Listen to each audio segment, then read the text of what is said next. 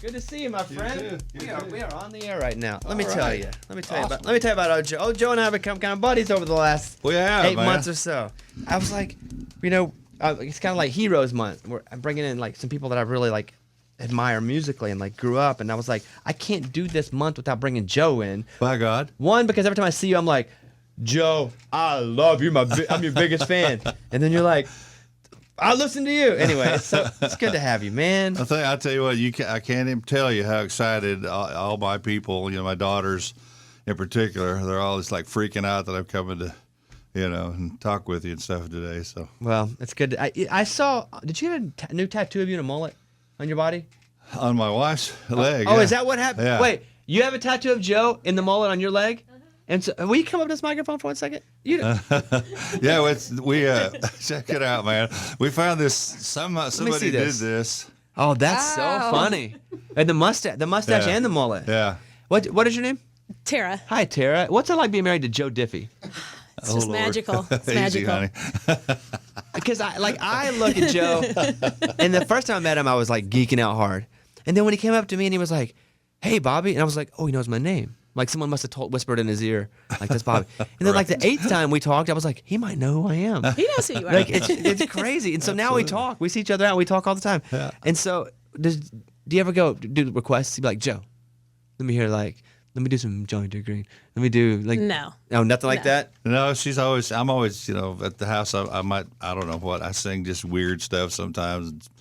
I don't know what, just things, I'll make up something and say, why don't you ever sing a good song? How long you guys been married? we got married last May, so almost a year. Come on, come on. So did you listen to Joe as a kid? Yes. Yeah. Oh, Me too. That's I did. I did. Yeah, I would marry Joe too. I'd get a tattoo Right? on my leg if I Right? could. Joe. So, what's your favorite Joe Diffie song? Actually, what's that one I just heard the other day? Oh, it's called Better Off Gone. Is it Better a new Off one? Gone. No, it's on not a even. 2-3 albums ago. Yeah. It was an album cut. Never was a single or anything. I don't know if I But can I just even heard it for the remember first now. time maybe a month ago, and I've been playing the fool out of it. So Yeah. that's that's probably my favorite right now. But That's pretty cool. Is it cool that people think he's awesome? yeah, Yeah. I like it. Right? Because I do. I think he's the awesomest. Right. Every time I see him, I'm like, Joe, if anyone hasn't told you, he's the awesomest. I tell you what, I don't feel so awesome when I'm taking out the garbage or the dodging dog poop at the house. Or leaving his shoes out Oh, is Leaving that, my shoes is out, that what yeah. he does? in the middle of the living room. I like where we are now in this segment. Wait a minute. yeah. So, Give us the real. Why did I bring you here, honey? Yeah. So, let's do best and worst. What's the best thing about being married to Joe? I mean, other than he loves me more than anybody in the world, and I love that. He cooks. He is an excellent chef, and he cooks dinner every single night, and he's always. You cook every night, Yes. Joe? Just about, Yep. yeah. Mm-hmm. That's awesome. I come home from work, and he's got dinner ready. So Wow. What do you cook? What's your specialty, Joe? I don't really have one. Just I like grilling stuff, so I do that. I'm kind of a experimenter. I'll see something on one of them cooking shows or something, and I'll just give it a shot. Sometimes it comes out, sometimes it doesn't. I'm making a lasagna for her boss, he and his wife just had a baby, so I made one before for one of her coworkers, and they're like, that's what he requested. So I'll How be fun making is lasagna. that? They're You like, can request songs or lasagnas from Joe Diffie. This is the craziest thing ever. Joe Diffie made us a lasagna. But I never can do the same thing twice because I cook by just tasting a little here and there, and adding a little of this and a dash of that. And so I don't have any set, I follow a basic recipe, but then I always just add junk. You sound humble, too humble. She loves it. What's the the hardest part of being married to Joe Diffie? sometimes if we're like at a family dinner at like Chili's in Smyrna, and people come up to the table, because I forget when we're all out with our kids and his mother, like I forget who he is sometimes, but everybody's really nice about it usually, but sometimes it's just kind of like, okay, this is kind of a family moment. Wait till we eat our appetizers and then. I'm sorry I did that. That was you. It's all your fault. That was you. I often say, because people will ask me that question, they say, hey, if you see somebody out that is famous or whatever, when is it okay to talk? And the only time that I tell people, maybe you guys can add to this, is I say if they're with their kids or they're eating. Like those are really the two times. I say if you're a fan of somebody, tell them. God knows I do. Like if I see somebody Oh, I'm I a do fan of, too. I'm Oh, like, absolutely. I'm Absolutely. your biggest fan. But again, if they're with their kids, off limits. And if they're eating, like that's a time, that's like a sacred space that you should just wait till they're finished I was eating. with George Jones having dinner one night, and this cracked me up. Of course, he was kidding, but this lady comes over, and we both got our hands full of, I don't know what we're eating, something, and we're eating, and she comes over there and just stands there and looks at us, and George is sitting across from me, and she goes, "Oh, I don't mean to bother y'all," but he goes, "Well, what are you doing it for then?" He's teasing. He started laughing. But. Well, listen, I'm glad you came and you're sitting in and you edited the segment over here. That's crazy. That's good. All right. Back to you, Joe. Back to you. She's more interesting than I am. So. That's not true. So let's see. Where do we start? I want to run through memory lane a little bit, Joe. Okay. If you want to grab those headphones, you can. If you don't have to, but I want to play some of this here. Like when let me do. I met all my wives in traffic jams are just something women like about a pickup man. Jam number one. Jam number one. Yeah. My favorite though, and I'll karaoke prop me up Oh yeah. because I like. Well, I ain't afraid to die. I like the Right. slow part. Yeah. And then it goes boom, boom, boom. Yeah, right. Like this is one of. You tickled at how geeky I am, Joe? No, that's great. Prop me up beside the jukebox. I was thinking the other night, you know what made, I was listening to, we were on spring break. I'll make this quick. We were on spring break. We went to our friends, the Martins, were doing a concert. And so we just took off over there, went to this church and listened to them. And, you know, it was a tear invoking because just sometimes, and I was talking to my wife about it and my daughter, and I was like, you know, sometimes it doesn't even the words that affect me. It's just the harmony or the sound, the beauty of something, you know. So, but I think that's what music does to people. It makes you feel things, you know. And that song, it's funny you bring with that song. Like that song gives you both because again, the beginning of it, you know, and I don't have the beginning of the song yet, but it's the slow. Yeah. Well, I ain't afraid of dying. It's a thought, and then it's na-na-na, all the way up. Then it goes and then down, gang, gang. then right into it. That's yeah, man. That video was awesome. We had fun doing that one, man. We had the dead guy in there. Yeah. Yeah.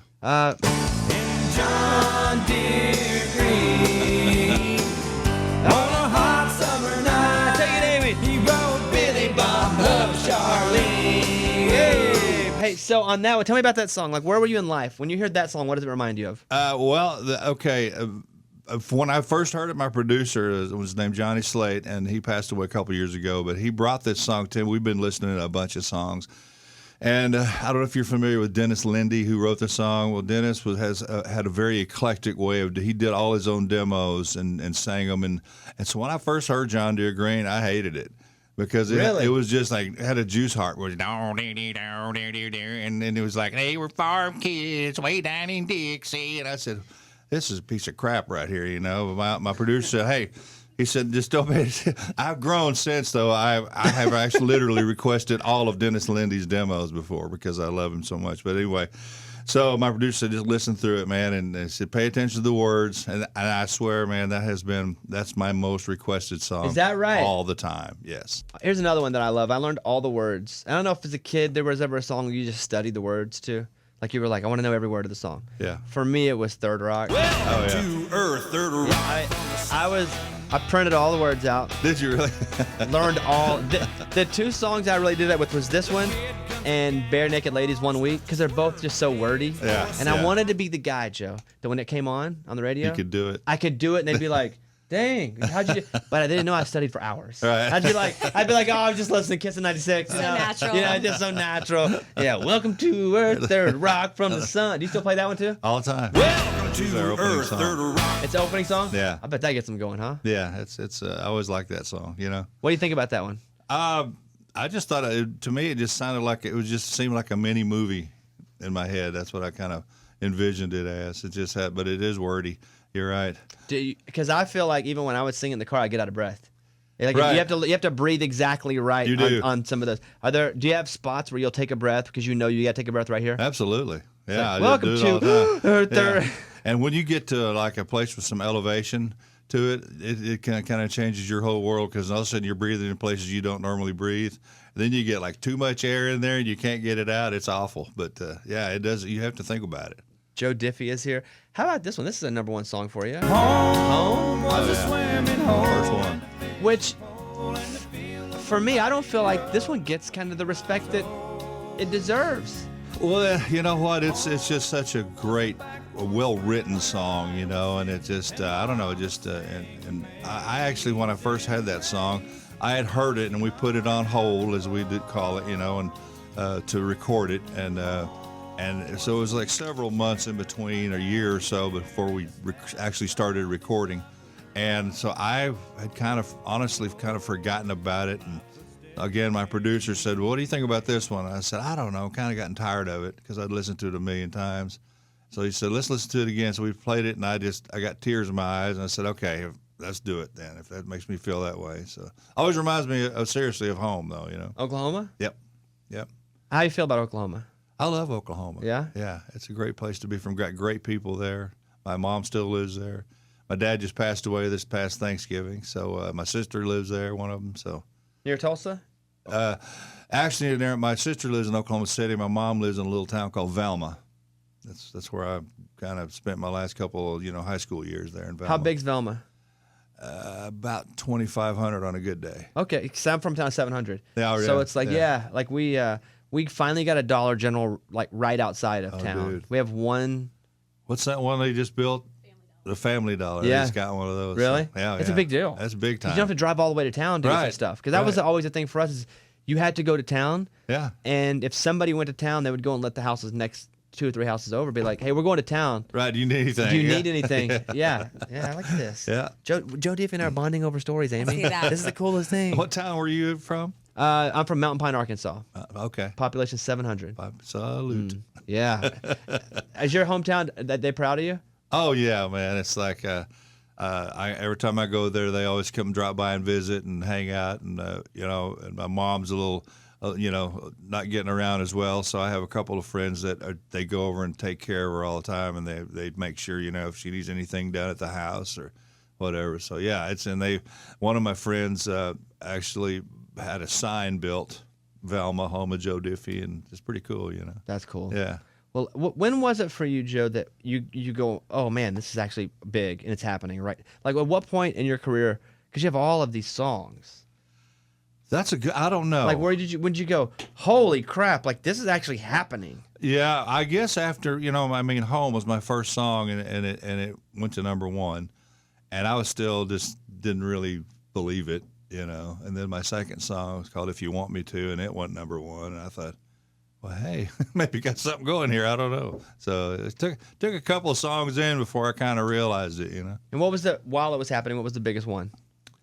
Gosh, I don't know. Probably, I can't even, I don't know. There was almost like a country pop culture phenomenon. Because for me, again, whenever Prop Me Up came out, because I would watch it on CMT, I would listen to it on the radio. It was kind of 360 in my life. Well, I just never will forget being here, being in Nashville, and punching the dial to the 3 major stations here, and the same song was on all 3 stations at the same time. Oh wow, that kind of freaked me out, But you remember what song it was? If You Want Me To. Oh man, come on! You have a lot of shit. Joe is playing until November. If you see Joe out and he's playing, you should go watch him. Everywhere from. Where can these on your website, Joe? Yeah, you can go to joediffie.com and then you can find them on there. Look at this. Yeah. joediffie.com. I'm thankful for that too, be able to work and because I love doing it. It's not a job to me. It's the travel part's a bit of a job, but the singing part is fun. What show did we just play together? What was that? We were at the Ryman. I just remember we were. Oh, it was the Legend. The what was it called? The country. The Legends of Country. Oh or yeah. Or Country Legends. I was playing and you were just introducing me. That's right. I'm just kidding. Right. It's not Joking. total opposite of that. I think the last time I actually saw you though was at the after the CMA Awards. At an after party thing. Because as the one with after the wall party. of donuts. Dude, Remember the can big you wall? believe that wall of No. donuts? It was unbelievable. And I think I've seen everything. I'm so jaded. I've seen everything until know. I saw the wall of donuts. That's like, holy crap. The look thing at that. was 8 feet tall and had sticks and it was just covered in donuts. Covered in all kinds of colored donuts, That's what Joe and I talked about. Donuts. Donut wall. Joe Diffie is here. Did you ever think about moving back home or you moved out to Nashville? Did you ever get a struggle where you're like, I don't know if I can do this? When I very first came here way back when, 86 or something like that, I was here for about 3 months and I had gotten, I worked in Oklahoma at this foundry, like for 9 years. Well, they shut the plant down, laid us all off. So I was drawing unemployment there for a while. I was making $192 a week, right? So I moved to Nashville. I get a job, and I don't want to disparage them, so I won't say the name, but I worked all week at this place, like busting my tail doing this deal, moving this merchandise from one end of the warehouse to the other end and sorting it all out. I got my first check. It was $176. It was less than you were Less drawing. than I was drawing on unemployment. I was like, oh, dude, I don't know if I can do this or not. So I did actually. It was near Christmas time, and I drove back home, and my dad, he's like, look, he said, nobody says it's going to be easy. He said, but why don't you go back and stick with it and give it a shot and, pursue your music. And the best advice I ever got was, do something every day towards your music. And so I thought, so I took that to heart. I literally had times when I remember one night I went to bed and I thought, crap, I haven't done anything. So I got out of bed and played my guitar for 10 minutes just to say I'd done something, so it worked out. Thank goodness. You know what? I would say it worked out. I definitely would. Man, Joe Diffie. Check out Quit You and check out I Got This, some new Joe Diffie up there. And then, they keep downloading these songs that you wrote. And, I know. You keep, checks keep coming in. Right. Those 4-cent checks keep they're maxing out, man. But 10 4-cent checks is 40 cents, something. Joe. Yes. Then you got something. And Joe's on the road. Check out joediffie.com. And so many shows from Florida to Texas, Louisiana, California, Kentucky. You're all over the place. Oh, we're covering everywhere. In Colorado, you go out west a little bit. Yeah. Go see Joe. Good guy. We have fun, man. Unless he's at Chili's with the family. And Joe don't even care. I don't care. But, Joe's eating. You know what? People say, don't that bother you? I'm like, no, not really. I mean, because I said I'd be more worried if nobody knew who I was, So, no, I'm always, honestly, I mean, when I got a barbecue rib in my hand and I got stuff all over me, then it's a little awkward, but otherwise I don't mind. That's when I'm my best, if I'm honest with you, with a barbecue rib in my hand. Yes. Well, listen, I'm proud to call you a friend, and Same here, I'm man. super excited that I could just call you up, say, come play, Joe, and you did. I love it. And Absolutely. Anytime. Hey, when you got some more stuff, you want to promote, come up here, just hit me up. Well, thank you. Be like, Bobby, it's Joe. I got some ribs. I'm coming up. I just, I know you're a very important person, and I No, don't want to stop take it. advantage of our friendship. Stop it. Joe Diffie. Let me tell you about your Instagram. Official Joe Diffie. And I was looking at your Instagram. Are you a big Jeopardy fan? Love Jeopardy. I love Jeopardy Oh, too. dude, we watch it every night. And it's on Netflix now. And every episode. Oh. You could just Jeopardy. We have two guys that we just love in particular, and they've been on several times. They were in the championship. Was Buzzy and Austin. Are you playing like They're Jeopardy too fun. Fantasy League or what? No. Joe's got people on the Jeopardy Fantasy League. All right, Joe Diffie. Good to see you guys. Thank you, Joe. There he is. It's about